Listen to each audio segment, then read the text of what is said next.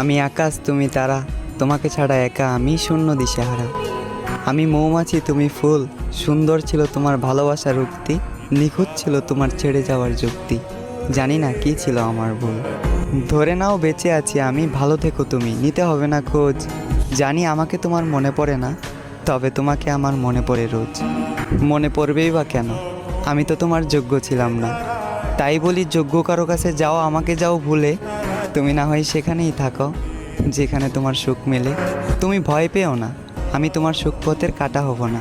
দেব না অভিশাপ ভালোবেসেছি যেহেতু, নেব না প্রতিশোধ, তুমি ছিলে না শত্রু।